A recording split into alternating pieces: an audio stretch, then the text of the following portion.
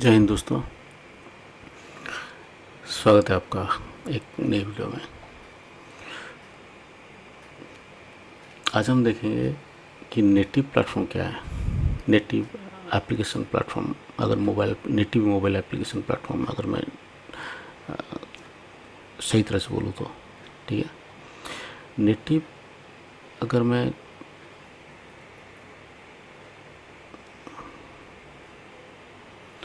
Native means आप कह सकते हो कि जस्ट सेकेंड,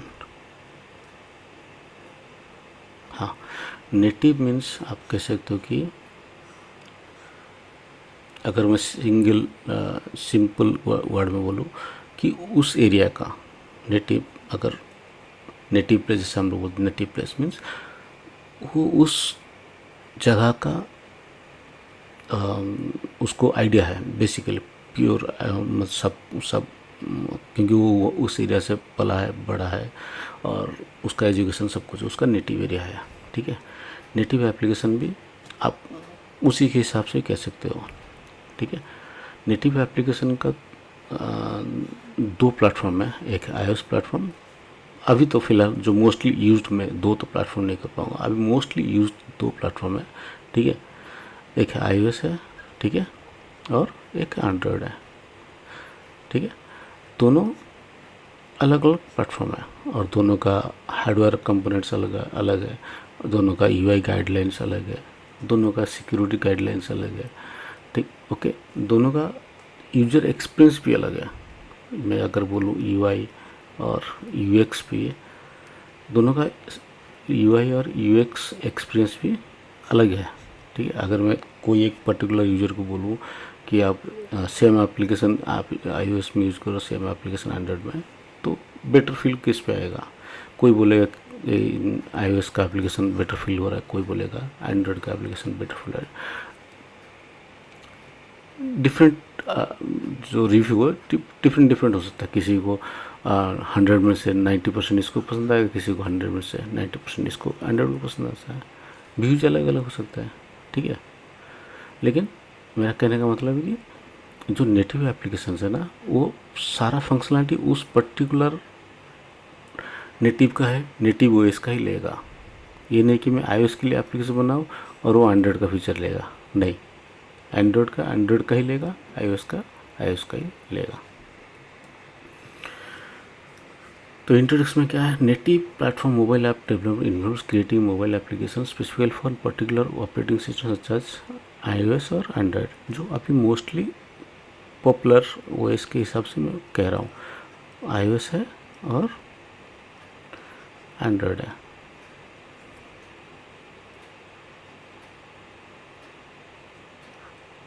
ओके, दूसरा क्या कह रहा है? These apps are designed to fully leverage the capability and feature of target operating system। क्योंकि ये एप्लीकेशंस है जो native iOS application, native Android applications है, ये अपने ओएस का जितना भी फीचर्स है उसको पूरा फुली यूटिलाइज करते हैं। ठीक है, चाहे कैमरा हो या फिर जीपीएस हो या सेंसर हो या फिर जायरोस्कोपी हो, एक्सीलरोमीटर हो या फिर कंपास हो, कुछ भी फीचर्स हो, या फिर ऑथेंटिकेशन हो, फेस आईडी हो या फिर फिंगरप्रिंट आईडी हो, ठीक है, कुछ भी हो, हार्डवेयर से रिलेटेड जो भी है, ओके, नेटिव से रिलेटेड, नेटिव एप्लीकेशन से वो फुली यूटिलाइज करते हैं। की कंपोनेंट प्रोग्रामिंग लैंग्वेज क्या है? iOS का जो प्रोग्रामिंग लैंग्वेज है बेसिकली दो है, एक है स्विफ्ट है और एक है Objective C. Same as for Android Java है, कॉटलिन है। मोस्ट रिसेंटली इंट्रोड्यूसर दो लैंग्वेज है, एक स्विफ्ट और एक है कॉटलिन। ठीक है, ये 2000 स्विफ्ट इंट्रोड्यूस हुआ था 2000 आई थिंक 14 में और कॉटलिन शायद 2017 में, if I am not wrong. Okay, Swift जो इंट्रोड्यूस हुआ 2014 में और कॉटलिन जो इंट्रोड्यूस हुआ है 2017 में। मीन्स ये दो न्यू इंट्रोड्यूस लैंग्वेज है और ये तो पुराना लैंग्वेज है। ऑब्जेक्टिव सी और जावा तो आपको पता ही है, ये दो काफ़ी पुराना लैंग्वेज है जो अभी तक चल रहा है। हाँ, कुछ केसेस में जो लेगेसी एप्लीकेशन है, कुछ केसेस में अभी ऑब्जेक्टिव सी धीरे धीरे मार्केट में बहुत कम यूटिलाइज हो रहा है, ठीक है। Same in case of Android में जावा भी बहुत कम यूटिलाइज कर रहे हैं। डेवलपमेंट एनवायरनमेंट, ये दोनों का डेवलपमेंट एनवायरनमेंट अलग है। iOS का यूज होता है एक्सकोड, ओके, और एंड्रॉयड का यूज होता है Android Studio. Official IDE is Android development और provisional tool debugging code, debugging and testing for Android. इसका है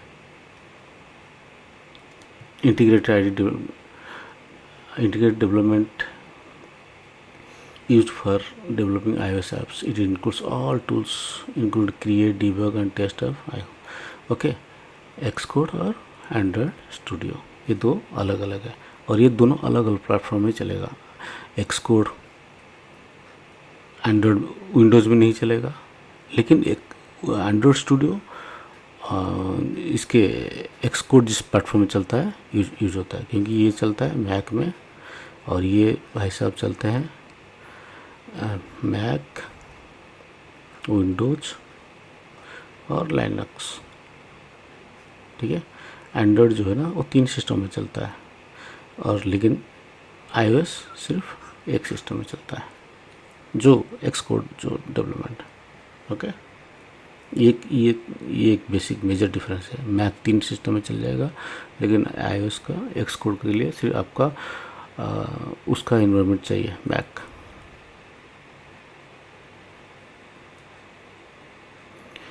नेटिव APIs एंड SDKs।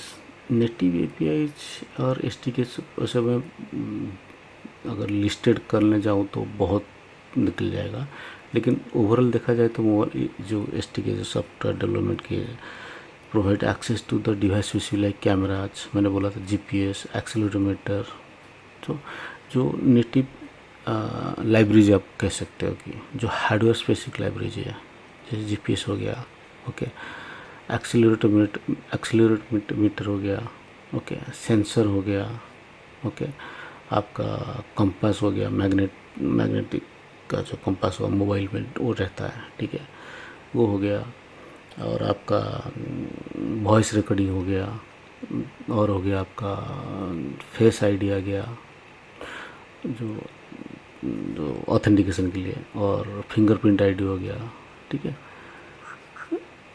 ये कुछ है, ये कुछ लाइब्रेरीज है और आप APIs कह सकते हो जो नेटिव OS में, सॉरी नेटिव प्लेटफॉर्म के OS में ही अवेलेबल होगा, ठीक है। इस चीज़ को यूटिलाइज करते हैं आपका हाइब्रिड और क्रॉस प्लेटफॉर्म मोबाइल एप्लीकेशन में डेवलपमेंट के लिए। UI डिज़ाइन, ये दोनों का UI डिज़ाइन का गाइडलाइन दोनों अलग अलग ही प्रोवाइड करते हैं। iOS का गाइडलाइन डिफरेंट है, एंड्रॉयड का गाइडलाइन डिफरेंट है, ओके। एंड्रॉयड का material design guideline provide by Google और इसका human interface guideline provided by Apple. इसका जो गाइडलाइंस है इसमें कुछ रेस्ट्रिक्शंस है और कुछ परमिशंस है, इसमें भी सेम है, रेस्ट्रिक्शन है कुछ परमिशन है, दोनों में कुछ कलर कोड है, कुछ रेस्ट्रिक्शन है कि आपका जो एक्सीडेंटल क्लिक है एडवर्टाइजमेंट के लिए, accidental click should not be there, okay. Means advertisement के इतने नज़दीक भी बटन आप क्लियर, ये सपोज अगर मैं ये करूँ, ठीक है, एप्लीकेशन से ये बटन है आपका और आपका एडवर्टाइजमेंट क्लोज टू ऐसा है, एप्पल क्या करेगा, इस चीज़ को रिजेक्ट कर देगा, ठीक है, वो बोलेगा नहीं, तो उसको बोलेगा कि अगर ये बटन है, ओके, और ये एडवर्टाइजमेंट आपको डिस्प्ले करना है ताकि यूज़र एक्सीडेंटल भी आपको इस पर क्लिक ना करें, ठीक है। तो वो कहता है कि यूज़र को आप इन्फॉर्म करो कि ये चीज़ अगर आप एक्सीडेंटल क्लिक करोगे आपका रेवेन्यू जनरेट नहीं होगा, गूगल भी इस चीज़ पे रेस्ट्रिक्ट करता है, ठीक है। तो दोनों का पर्सपेक्टिव अपने अपने जगह सही है। एडवांटेजेस क्या है, तो performance is fully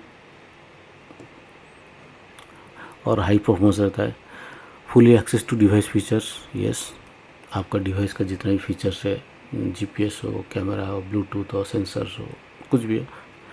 consistent user experience, UI पूरा, यूआई के कलर में आपका कंट्रोल रहेगा, कौन कौन सा कलर कम्बिनेशन अलाउड है, कौन कौन सा अलाउड नहीं है, वो पूरा फुली आपके कंट्रोल में रहेगा। Security is complete on native OS, okay.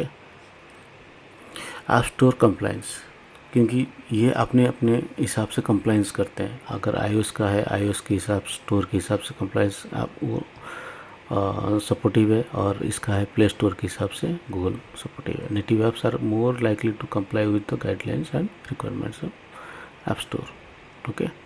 अगर थर्ड पार्टी होता, अगर मैं सपोज मैं यहाँ पर जामारिन ले लूँ, ठीक है, तो जामारिन में प्रॉब्लम क्या है, ये है थर्ड पार्टी, ठीक है। अगर इसमें मैं जो भी एप्लीकेशन यूटिलाइज करूँगा, या फिर ये iOS के लिए बुलाऊँगा या फिर एंड्रॉयड के लिए, ठीक है।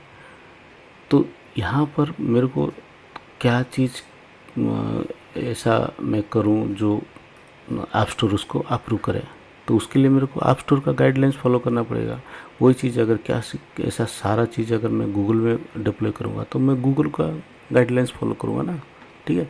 लेकिन मैं डेवलप कहाँ कर रहा हूँ, जैमरिन में। डिप्लॉय कहाँ करूँगा, एंड्रॉयड में, iOS में, ठीक है। लेकिन नेटिव के केस में ऐसा नहीं होता। नेटिव में होता, अगर मैं iOS में डिप्लॉय कर रहा हूँ, iOS का एप्लीकेशन बना रहा हूँ तो iOS में डिप्लॉय करूँगा, एंड्रॉयड बना रहा हूँ तो एंड्रॉयड में डिप्लॉय करूँगा। तो बेसिक एडवांटेज है। Disadvantages, cost, higher development cost, longer development time, maintenance complexity, ये है आपका major, okay. Use cases, performance critical apps, जो परफॉर्मेंस क्रिटिकल ऐप्स होता है, गेम्स हो, वीडियो एडिटिंग ऐप्स हो गया, ये सब नेटिव एप्लीकेशन से ही बनता है। प्लेटफॉर्म स्पेसिफिक फीचर्स में आपका apps that need to leverage platform specific features like AR kit, augment reality kit हो गया, बैकग्राउंड सर्विसेज हो गया, okay. High quality user experience जो एप्लीकेशंस होते हैं ना, वो सब नेटिव में ही बनते हैं। ऐप्स हो, गेम्स हो, जो हाईली परफॉर्मेंस ऐप्स होते हैं, ये सब इसमें बनते हैं नेटिव में। कुछ थर्ड पार्टी एप्लीकेशंस भी है जो अच्छा गेम्स और वीडियो एडिटिंग सॉफ्टवेयर बनाते हैं, ठीक है। लेकिन जो परफॉर्मेंस क्रिटिकल ऐप्स होते हैं ना, तो नेटिव वो बेटर परफॉर्मेंस रिजल्ट आउट देते हैं, ठीक है। ये नहीं कि थर्ड ये क्रॉस प्लेटफॉर्म या हाइब्रिड या बैड परफॉर्मेंस करते हैं, नहीं, वो भी अच्छा एप्लीकेशन से वो भी बनाते हैं, ठीक है।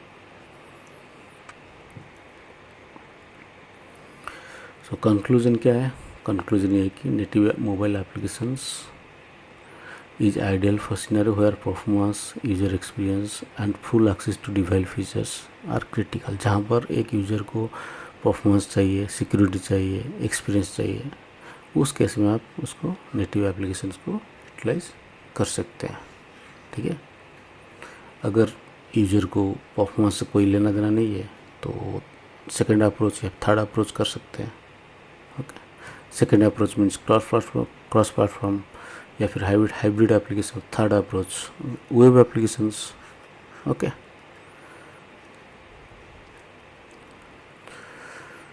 Okay, so this is the introduction. मिलते हैं अगले वीडियो में। Thank you.